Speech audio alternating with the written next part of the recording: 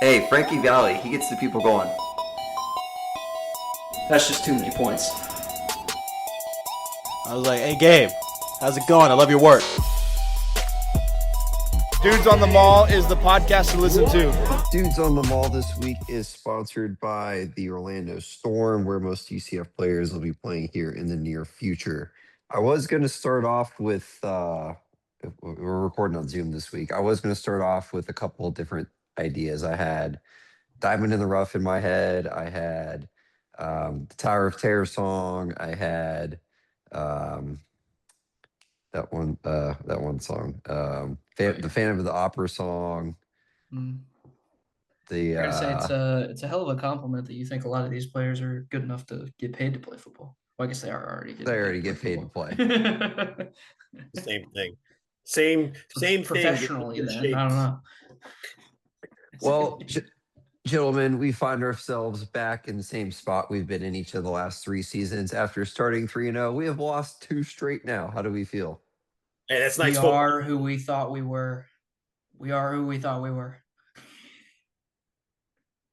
Yeah, I think not being at the game on Saturday, but watching majority of it as much as I could.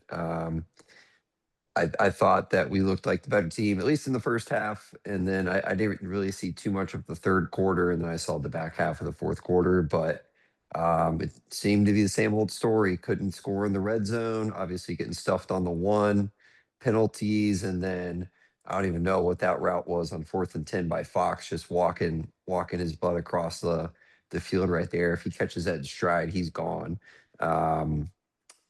But yeah, 3-2, about right where we thought we'd be, right? Honestly, if you asked me before the season, probably worse than or better than I thought we'd be. Because if you asked me before the season, I'd say we were 2-3 right now. So That's fair. yeah. Here's Yeah, the thing. how's the game? We'll get into it, but I think we are, in the kindest words possible, we are respectfully ass. Like, it's not like Justin almost spit out his water. Yeah. That was really bad timing on my part. No, it's not. It was not a Gus Malzahn loss on Saturday. Like, it was definitely a different vibe.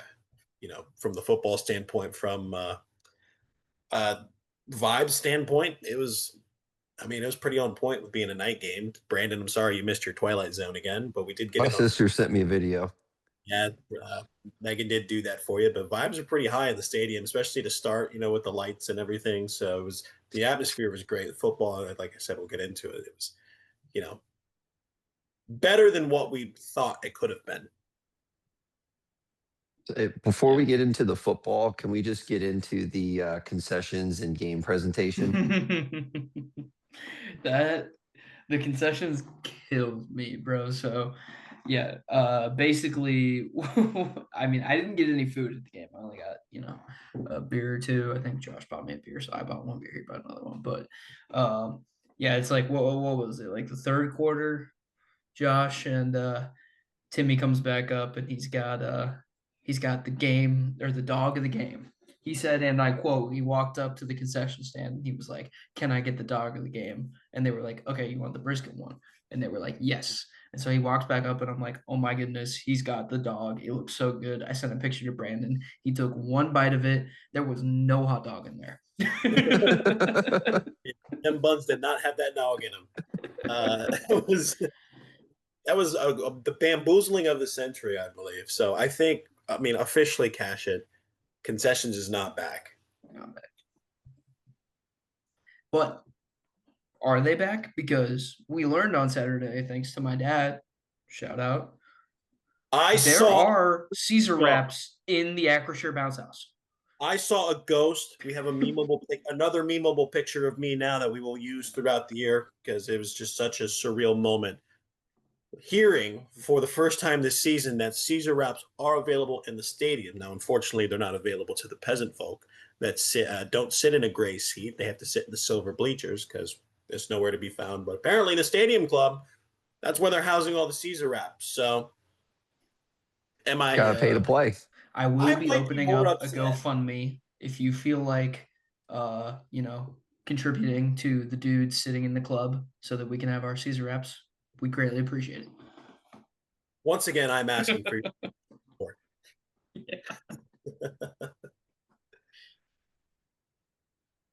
How much? How much? Well, yeah. Do we think they have it in the black and gold cabana, or is it just on the home side? That I don't know. No clue. I would It think could- it's probably on the home side. That's Yeah, a Mike question. Michael will have to let us know because he sits in the cabana, doesn't he? I mean, Yeah. he's only been to one game this year, I think. So, and that was the one game he was here. That's So more games in the cabana than us. that's true. you're right. You're absolutely right. Well, I'll dive into game recap here, then we'll hit Justin's game notes, and we'll go from there. Say big thing for Kansas. It seemed that we just couldn't get a stop when we needed it in the second half. Which, to be fair, um, the game go ahead touchdown came on the strip sack fumble, getting the ball near the goal line, which obviously isn't ideal. But all in all, like if you look across the box score, I mean, we really didn't throw all over them. But third down, Kansas 3 of 11, UCF 4 of 16. Fourth down, Kansas 1 of 2, UCF 4 of 4. Total yards, Kansas 356, UCF 375. Kansas 18 of 26 passing, only rushed for 121. Penalties issue on both sides. And the difference in the game is going to be the one turnover. Time of possession was virtually identical, was only off by 2 seconds. So I think you look down the box score, it looks like two evenly matched teams, and it's unfortunate that obviously Taven got injured. But Cam came in, kept us in the game. I think one thing worth noting, I believe it was Miles Montgomery had, I think it was 90 or like 99 rushing yards in the first half. Only finished the game with 110. So why we went away from him in the second half, not 100% positive. No, But I think you did not We go didn't away. go away from him. no, I see. I No. didn't see that part. I'll get into that in a little bit. Yeah. Yeah. Jaden 7 carries for 60 yards. The offense continues to get big rushing plays, and on the Kansas side, they had two deep balls. They had one for 46, one for 38. But other than that, on the ground, we kept them in check. So again, defense did what they need to do. It just comes down to executing on offense, which again is just struggling in the red zone and making sure that we don't shoot ourselves in the foot.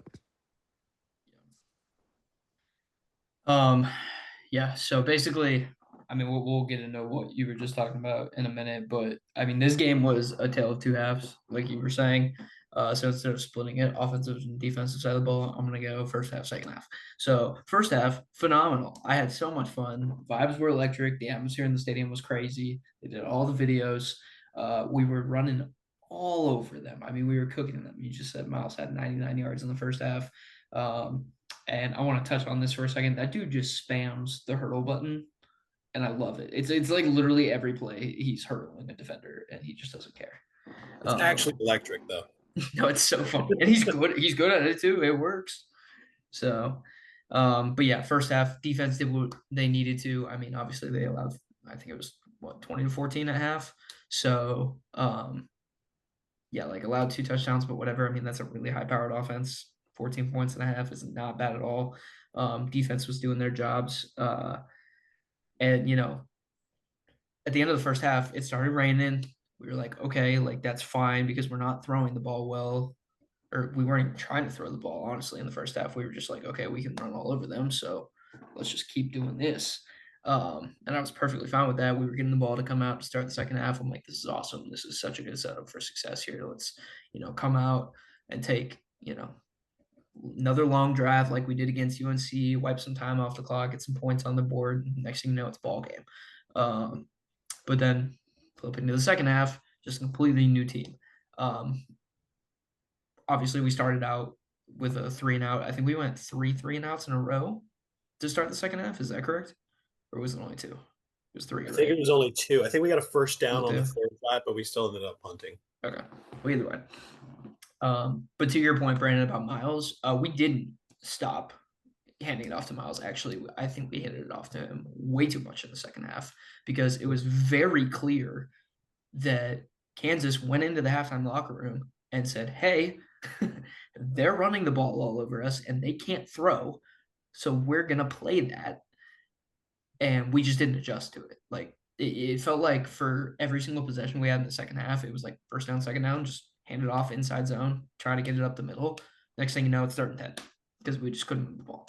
So, and honestly, yes, Taven getting hurt and fumbling the ball on the 2-yard line cost us the game. Maybe not cost us the game, but that was the massive turning point. Momentum shifted, whatever. First off, that blitz came in untouched. There was no way he was getting away from that. So that's not Taven's fault. That's the O-line's fault. Or running back, whoever was supposed to pick up that blitz. But even if Taven didn't get hurt on that play, I still don't think we win this game, because the more I see Taven throw the ball, the less I feel confident about it. I mean, do you agree? Like, I don't know. So I think the thing is, I think and this is just, I'm just a guy, I'm just a dude. Ever since Taven got rattled in the A&T game? Where took he that was hit. like, no, it was UNC. It was A&T. Yeah. Was Yeah. A&T. It was the same. It's been the same arm the whole time. Ever since that moment, he has kind of deflated a little bit, in my opinion. I think But leading up to that, it's a non-throwing arm, so if he's, I think it's more so mental. I think it's a mental thing. that's fair. Getting that, there's a lot of guys on this team. You can see they're mentally tough, and I fully believe that Taven is super mentally tough. I still think subconsciously there's going to be that feeling of, oh shit, I'm going to get hit at some point, and it's going to aggravate this injury, and I'm not going to be able to play. Any reasonable person would have those thoughts, and I feel like Taven, when he's in the pocket or when he's getting ready to throw the ball, I think there's just a slight hesitation, and that I feel like it's kind of been throwing things off. So I feel like this, to your point, Justin, him getting hit, kind of the nail in the coffin, whether he's hurt or not, because I feel like that's going to shatter all confidence anyway going the rest of the game. Now, yeah, I feel like we put up more of a fight with Taven under center.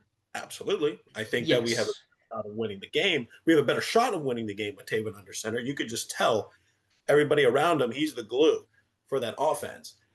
But to your point, getting over, if without that hit, the goalpost is a lot closer than what it was. And I feel like, there's just, a small shred of confidence that might have been shattered with that hit over at A&T. And I feel like that's what's just been aggravating him the past couple of weeks. So, we'll see. Yeah, I agree. So yes, you are correct in the fact that I think that with Taven in the game, we have a better chance to win, but I still think that we don't win that game because it wasn't just the quarterback play, right? Like the O-line was playing terrible. Obviously, we couldn't get the run going. And the defense honestly started getting torched in the second half. Tired. Yeah, I don't know if they were getting tired or what. I know that in Scott's presser after the game, he said that Horace had surgery on his pec, so he's out for the season, which hurts bad. But it wasn't even the D line that was the problem. I think the secondary was the problem. They were just kind of getting torched the entire second half. So yeah, and we kept shooting ourselves in the foot with stupid penalties, and then next thing you know, we're trying to win the game, go down, get stuffed 3 times in a row on the 1-yard line. I mean, that can't happen. That is just that was like a half yard line. I would have liked to have at least whatever seen us it try is. and throw the ball at least one of those plays. No, I disagree. You sneak the ball 3 times, bro. You have grown ass men. Like just do it 3 times. And I'm not saying that they would have gotten it if they had done that 3 times. I'm saying you should be able to get it. If with all these guys that you have on your roster in your starting lineup, if you sneak the ball 3 times, you should be able to get a half yard. Like plain and simple. So, but you're right. Yes, to see maybe a throw there or something, like just because we knew we weren't going to be able to do it. I don't know. And I still think Cam got in. That's my hot take, is I think he got in. I think they just didn't have an angle, because that one angle, the dude's head was in the way, and then the other angle, the ref was in the way. Like everybody was just in the wrong spot, or the cameramen were in the wrong spot. I don't know. But anyway, so he doesn't get in. We get a stop. We get the ball back. Minute and a half left. It's just a prayer at this point. At the time, I was incredibly mad at Kylan because he walked the route, didn't put his hands up, didn't even try. Would he have caught the ball anyways? I don't know. But I'm not going to be as harsh on him now. I think you just can't give up in that moment. And so like at the moment I was like, cut him, like take a scholarship, whatever, like cut him. That's terrible, but like he's a kid. So You still got to run the route. Hmm? You still got to run the route. Man was Oh yeah, I'm walking. not saying yeah, bench him, like take his time, whatever. Yeah, that's fine. But like, I don't know. Yeah, you can't give up in a moment like that. So yeah, I don't know. I what I do want to do though, back to the Taven argument, and I sent this to you guys, but the I want to read the blind resume for the listeners, and I know I sent this to you guys. I don't know if you saw it or not, but Yeah, I did. you saw this. All right, so this comes shout out to Sidelines UCF. I have two quarterbacks here. Quarterback A, we have through 5 games. These stats are both through 5 games of the season. Quarterback A, 64 of 108 for 1,012 yards. That's 9.4 yards per attempt. 7 passing touchdowns and 4 picks, 193 yards rushing and 2 rushing touchdowns. And then for quarterback B, we have 80 of 124 for 906 yards. That's 7.3 yards per attempt. 3 passing touchdowns, 1 pick, and 65 rushing yards for 3 rushing touchdowns. Brandon, did you see this in the group chat? Yeah. You saw this? Okay. So you guys can't play. So I'll just give you the I answers. knew I watched the spring game. Yeah. So if you were curious, quarterback B is Taven Jackson, and quarterback A is KJ Jefferson. We're doing it again. So, I mean, to be fair, like Taven missed, half the K-State game and didn't like what did he play? Like 3/4 of the Jacksonville State game, maybe, and then obviously missed the end of this game. So, but he still has more passing attempts. Like I don't know, it's not a good look. So You would have given that to me blind, like if I didn't see who the thumbnail was a jump scare. But if I didn't see who, I was like, oh, surely you're talking about Mackenzie Milton, or surely you're talking about Blake Bortles. Surely you're talking about somebody who's hell, you could be talking about Justin Holman. But no. And what's funny is I did this with my coworker earlier today, and he was like, he threw out Dylan Gabriel, he threw out I can't remember who, like JRP probably, or Keen, and then I was like, no, you're thinking way too highly of what's going on right now. And he said, Justin Holman. I was like, I said no, but close. Anything else from the game from this weekend? That's about all I had, unless you think I missed something, Josh. We lose in the rain, but my take we officially lose in the rain. Well, my take on that though is that it didn't rain nearly long enough for it to be. It only rained during halftime. Yeah, that doesn't count. Well, no, I think it rained a little bit during the third. But again, it was a sprinkle. It wasn't like a. Yeah. Ball was we wet. Needed a pour. Ball was wet for maybe 3 plays. Yeah, that's not rain. So, no, I think that's it. It's just it's almost more frustrating because that was a winnable game. It's like absolutely. We got shut out in the second half. You go into the season, you think, all right, we're gonna, it's gonna be boots to asses to UCF there we're only gonna win 4 games. Yeah, and then all of a sudden we're 3-0, riding high momentum. It's like, all right, we're kind of playing with house money at this point because we're seeing how talented we are. And then we get to this point, and it's like you're expecting to, in preseason mindset, you're expecting to lose. You're expecting to get your ass kicked, but when you are a yard away from tying the game up, it's kind of hard. It's a hard pill to swallow. And having the ball back again to go try and do it again. Yeah, defense did their job. Right, they did. Ultimately, I think the story of the game is I'd like to imagine at halftime that Brandon was sitting in the Kansas locker room saying, "Key to the game, stop the run." No, Brandon was in that locker room for sure because they figured it out. I mean, we just got outcoached in the second half. That's all it was. Plain and simple. Mm-hmm. Well, this week we play our dear friends at Cincinnati. We haven't even played every team in the Big 12 yet. We still played Cincy every year we've been in the Big 12. On It the should road, be like that though. yeah, it should. Just, but Gonna be You don't somebody want else. to play? I don't know. I want to honestly, right now, personally. I don't even, I want a game we can win right now. It could be OK State this week. Yeah, we need to pick me up. Hey, I got a question. Pick me. Yeah. What's In the a front. what is a bearcat? Can someone explain that to me? I don't know. Isn't it Well, fictional? yeah, I'm Or pretty am sure it's not real. I don't know. I'll Oh, Google. I while remember. you I thought I Google, remember looking this up one time. And it was, while you Google it, we'll dive into this week's game real quick. Keys to the game: pressure on the quarterback. We are terrible at getting sacks. We are 94th in the nation at sacks currently. Cincinnati, high-powered offense, but a sus defense.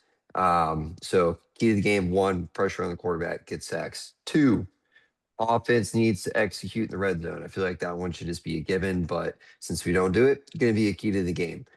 Number three, force a turnover. Cincinnati is 131st in the country at turnovers per game.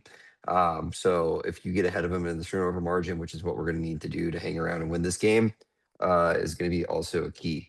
I think additionally, yes, Cincinnati did just beat number 14 Iowa State. However, I'm going to throw out a couple caveats here. Their one loss was Nebraska week one. Fine, it's week one, whatever. But you go back and look at their wins. They beat Bowling Green by 14. I don't even know what school this is. NWS. Northwestern State. I don't know. Northwestern State Demons. damn, you nailed that. Yeah. Is that really Uh, it? yeah, the Northwestern State Demons. They beat them 70-0. I know ball. No. He knows They ball.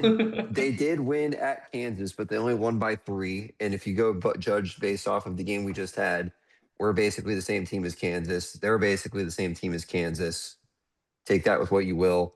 And then they beat Iowa State. Yes, Iowa State was ranked 14th, but Cincinnati almost blew a 30-point lead. And the more that I thought about this over the weekend, the more I've thought that Iowa State is just really extremely overrated. I've been If you thinking go that for a couple of weeks now. Yeah, I just hadn't really thought about it, but if you go back and look at their results here in August, they beat South Dakota something in Kansas State, who Kansas State was dookie trash. I know we lost to them, but they've kind of started to figure it out now. Well, th- the key to that is we are also Dookie trash. yes, but it was a close game. They only beat it by 3 points. Right. And then they also we're on Iowa State. Iowa State beat Arizona, Arkansas State, and Iowa by 3. So like it's not like I guess they are a good team, and that's definitely Cincinnati's best win. But looking through kind of what they've accomplished so far, yeah, they have a top 25 win, but outside of that, haven't really done much. Their offense again, it's going to be flying around, but basically our pros are defense, theirs is their offense. So that's where we're at. Yeah. Yes, sir. I have the answer. Bearcats are real. Oh, What? It is called a. I'm gonna butcher this, dude. A binturong. The binturong, also known as the bearcat, is a medium-sized elusive mammal native to South and Southeast Asia. okay. There All you right. go. They're about 50 pounds. No, sorry, those are the big That's- ones. 25 to I 35 would say pounds. that's pretty big. Do they like have this. skyline in Southeast Asia? Or It might. Looks like this. what? Yeah. I mean, it literally it kind of looks like a red panda mixed with a cat. So I mean, I see it. It's got a long ass I tail. think that's a bear cat then, I guess. Currently 11 and a half point dogs. That doesn't feel too great, but I think we're at Damn, 11. we were 10 and a half like a couple hours ago. Did we move down? My action showing 11 and a half to 10 and a half at the moment. MGM's got us at 11 and a half and over under 53 and a half. We'll take the points. 11 and a half. There is one person on action who has picked UCF so far on the prop picks. UCF team team total. team total Under. 20 and a half. He has 20 and a Oh. half over. Ballsy. Dude of the week. Dude of the week. I guess I go first then, huh? Yep. Yeah, the winner. All right. Who'd you win with? I won with Lane Kiffin. Backing up Look at what he that. was saying. There we go. Let's see this week. So I really want to go with the kid that they brought back from week 1 that did the Carl Black punt thing. Oh, They yeah. brought him back. So They did. Brandon, you weren't there. So the kid that like was awful and like dropped every single ball, they brought him back and he was doing it again and he dropped like every single ball again. And then for the last ball, they were like, okay, if you catch this one, the entire student section gets hot dogs. And So that's why they threw hot dogs yeah, out. so he caught it and the whole stadium went nuts. It was awesome. And then they were throwing hot dogs. So I really wanted to take him, but I don't have a picture for the graphic. I saw a picture of them throwing the hot dogs out. Maybe I could do that. Yeah. Yeah, I'm gonna go. Yeah, I'm going with that. Yeah, that. So my dude of the week, I wrote his name down because they announced it. Hold on. Find it here. His name is Dwayne. So Dwayne, the UCF student, is my dude of the week. Shout out to you for getting the entire student section hot dogs. Shout out Dwayne. Josh, you want to go? Yeah, sure. I'll go next. So I was debating between these two. I'm going to go ahead and go with this one. I believe we've had this, we'll say this environment. I don't know how to call it, but we've had this on the show before previously in years past. My dude of the week actually stems from the official Texas A&M police Twitter account. Oh, you took mine. Yeah, that's awesome. So I have a backup one. It's all right. I have a backup one. You have a backup one? All right. Yeah. So on this Twitter account, for every game, they always have just wacky stories and just wacky stuff that happens, with drunk people at all the games. This one is hilarious. It starts off with a tweet saying public intoxication X2, so times 2. Responded to report of intoxicated subject in men's restroom near section 334, 335. Called sober friend. Sober friend arrived intoxicated. Arrested. That's the tweet. That's the tweet. This guy was hammered. They called the cops on this guy. So the cops came. We're like, hey, gotta call your sober friend. Dude called a sober friend. Turns out sober friend is intoxicated. So he's not sober friend. They got arrested. So dude of the week, I don't know if it should be the police department, if it should be the drunk sober guy, or should it be the original drunk guy? I think I'm going to have to go with the police just for having to deal with this. Having to deal with a drunk guy telling them to call a sober guy who in turn calls a drunk guy. So dude of the week, Texas A&M police. Did you see the one from 2 weeks ago when there was the drunk guy that they said, hey, you need to call a sober friend to come get you, and if they do, we'll let you go. And then basically they said in turn, perp was arrested, couldn't unlock phone. And they said it had Face ID, so he couldn't get into it to call anybody. So good. They're a no bullshit police department, and I think it's hilarious. Fantastic. So my dude of the week, I'll go with my backup, is going to be Baker Mayfield. Nice. Coming out of the locker room against the Seahawks this past week, and he got into a bit of an argument, or I guess maybe a little back and forth with someone sitting in the front row. And long story short, ended up telling the guy a couple of choice words, but also saying that he'll see him down here after the game, basically when the Bucks had won, or at halftime when we were winning, whatever he said. And ended up not only leading them to come back and win, but also getting the final say, because he's I think the ultimate get in your head guy, and just what a guy to play for. So my dude of the week's gonna be Baker. Yeah, That man saved my fantasy team this week. Boy, I have a lot of coworkers that like talk about all the time how much they hate Baker, I'm like, bro, I don't and know how this you is can hate coming. him. This is coming from a non-Bucks fan. First off, love Baker. He loves the game, and he is so into every single game. Like he plays with heart. Sure, is he an asshole? Sure.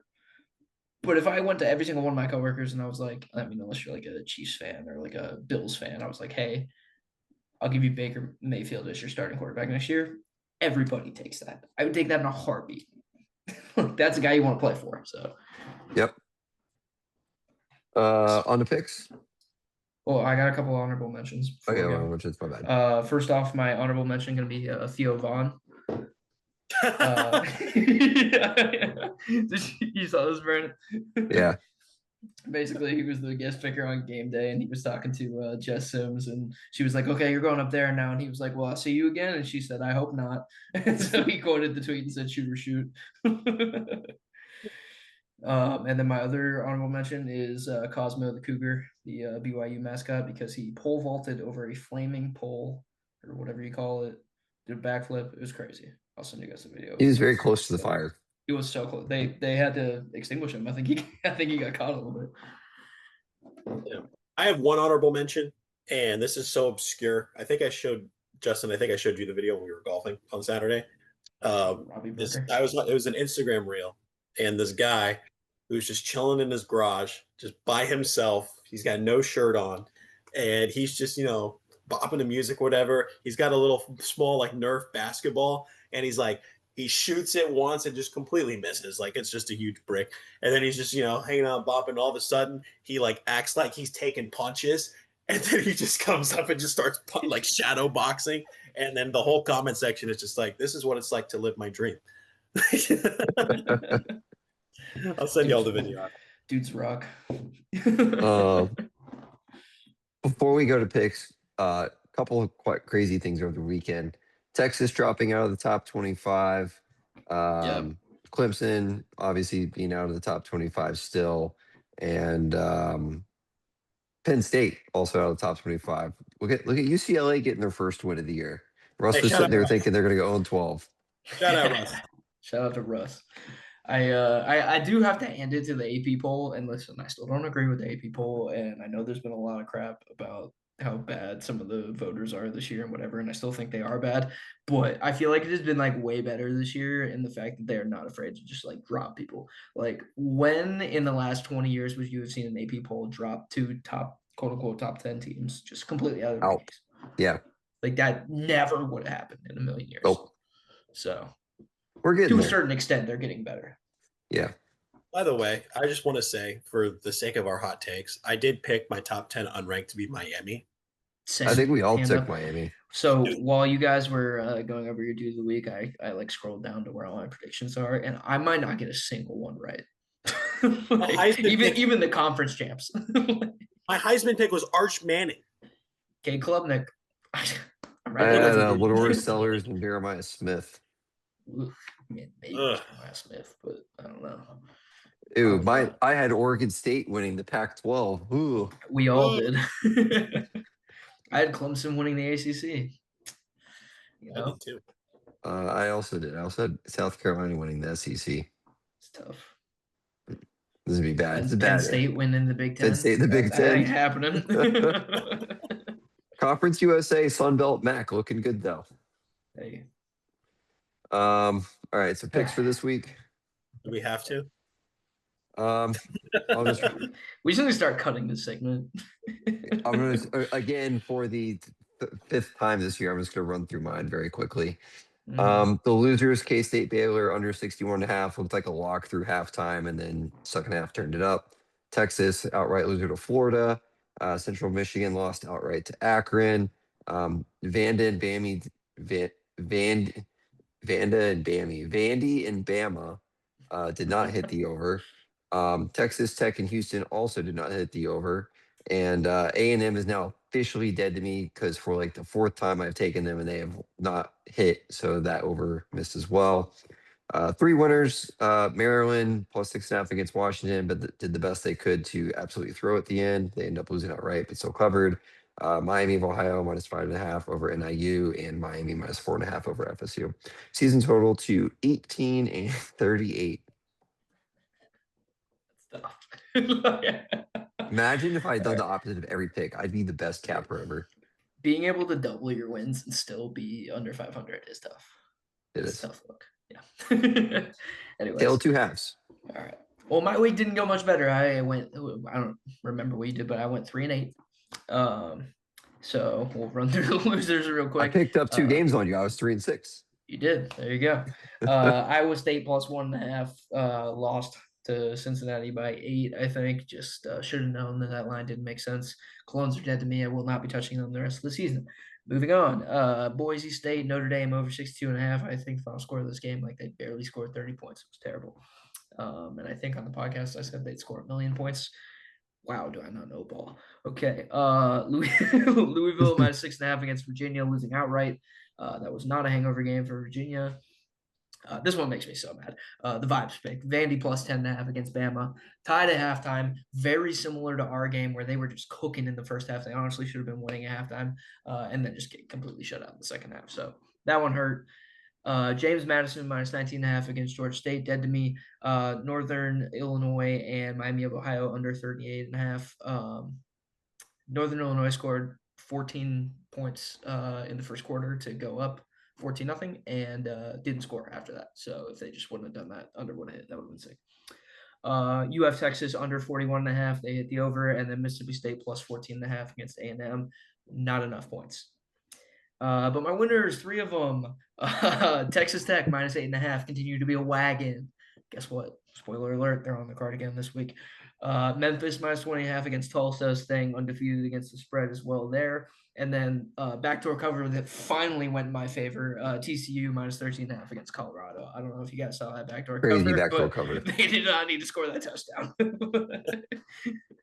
So that brings my season total to 29-33. I'm officially below 500. Yikes. Yeah, what a shitty week. 2-5. I only had 7 picks last week. We'll run through them really quick. The losers: Mississippi State plus 14.5 against A&M. Just didn't go our way. Texas losing outright to Florida. Dead to me. Vanderbilt plus 10.5. They did the worst thing possible. They gave us hope, and unfortunately did not. Cyclones plus 1.5 against Cincy. Dead to me. And then UNC plus 14. What a stupid pick that was.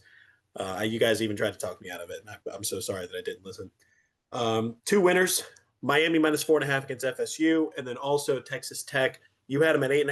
I forgot to change it on my action to 10. I had it on 10. I put it at 8.5 on the graphic though. Okay, well, it didn't matter because they covered both anyway. So that was a winner too, bringing my season total to 20-29. Still not a very good record, ladies and gentlemen out there in the UCF community, podcasting sphere, YouTube sphere, my fellow dudes, my fellow Americans. The perfect parlay is hit. The perfect parlay, let's go. Clap it up. has been cashed for the first time this season. We are officially profitable in the perfect parlay. I only have to hit one more to be profitable for the entire year. So let's go through it. 4 legs was plus 12.87 when I took it. So if you bet $1 there, you won $12.87. Congratulations. We'll start with New Mexico State University against Sam Houston. They were plus 2.5 against Sam Houston State. Boy, was Vegas wrong about them, because Sam Houston State is, everybody, Duke trash. Dookie trash. They were not good at all. Maryland plus 6.5 against Washington. Maryland had a chance to win that game. They did not. 24-20 final, though, so they did cover. I had Virginia plus 6.5 against Louisville. They won outright because I knew it, that Louisville sucks, and they do. Although they do have a new football team too as well, along with the Orlando Storm.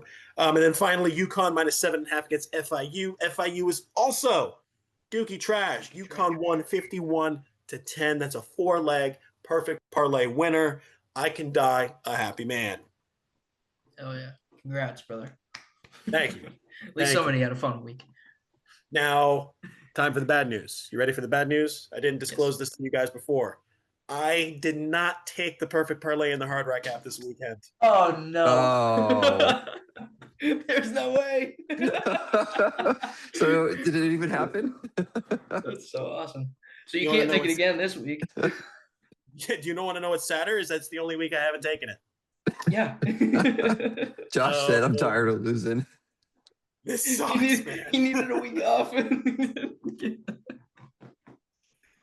man, brutal. Oh, Brutal. that's funny. Well, you want to lead us off again for this week, Josh? Sure thing. So before we started recording, I did miscount. I do have 10 plays, straight plays, and this was there's a theme to the plays. I have another 4-leg perfect parlay. There's also a theme to that. The theme of my plays, it's kind of wild, kind of crazy. We got to start, going to the bag of tricks here.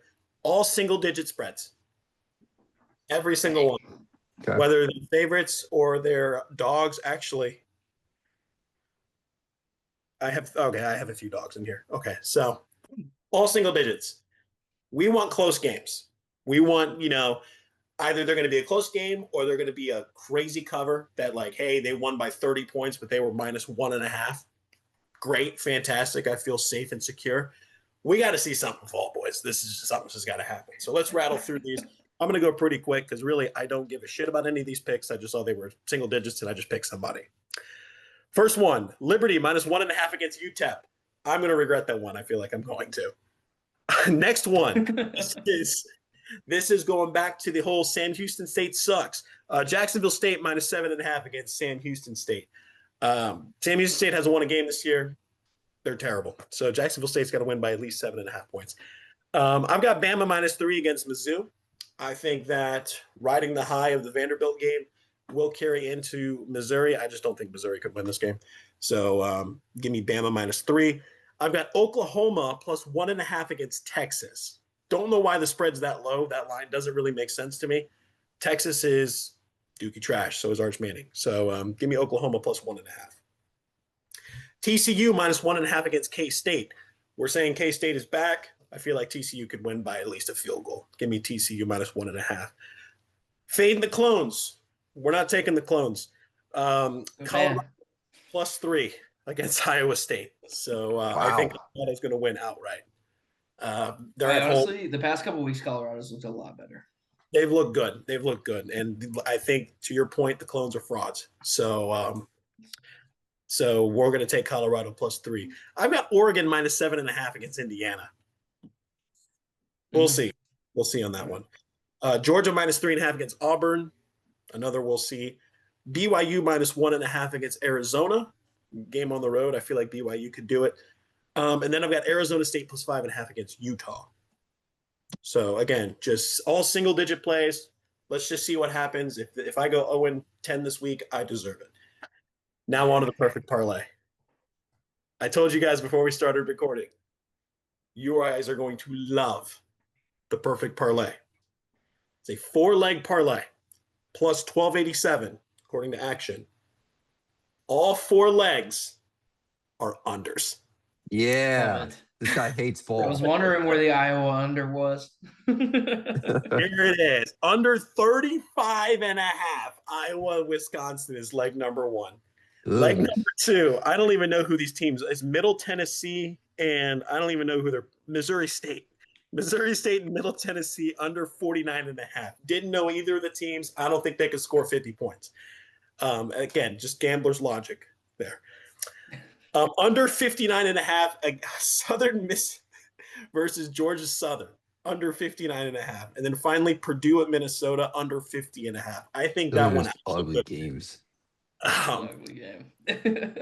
All 4 of them are ugly games. So 4 legs plus 1287, under 49.5 in Missouri State and Middle Tennessee, under 59.5 Southern Miss at Georgia Southern, under 35.5 Iowa, Wisconsin, and then under 50.5 Purdue and Minnesota. We're playing with house money on the perfect parlay, boys. Why not have a little bit of fun? Nice. Love it. I don't know if you got house money since you didn't take it. Yeah, that's true. Spiritual. All right, you or me? That is fair. I'll go second. Yeah, I'll finish it. So I have 12 plays. I added one. All of my plays except for one are analytics driven. I only took one play that I liked, and every single other play is strictly analytics. I looked at the numbers. These are all trends, stats, and I have the stat to back it up so people don't just think I'm just making it up here. My one pick that I did like was Bama -3 against Missouri. It's gonna be the one non-trend pick. Okay. These next 11, there's a lot of them, so I'm gonna run through them quick, but I'll provide the context to each pick. I am taking the over in Navy and Temple of 53.5. Navy is 4-1 on the over. I am taking Stanford plus 19.5 against SMU. SMU is 0-5 against the spread. I am taking Texas Tech minus 14.5 against Kansas. Texas Tech is 5-0 against the spread. I am taking Northwestern plus 21.5 against Penn State. Penn State is 0-5 against the spread. I am taking, this is a tough one. I'm taking Louisiana Tech minus 6.5 against Kennesaw State. That's a good. Tech, I almost Tech picked is that. 5-0 against the spread. Another terrible game. I'm taking Toledo minus 10.5 against Bowling Green. Toledo's 4-1 against the spread. This one is I didn't want to take this, and if I saw it, I would not have taken it, but we're rolling with the numbers. I'm taking the under in Oklahoma and Texas of 42.5. The under in Oklahoma games this year is 5-0. Oklahoma's not hitting over this year. I'm taking Wake Forest minus 2.5 against Oregon State. Oregon State is 1-5 against the spread.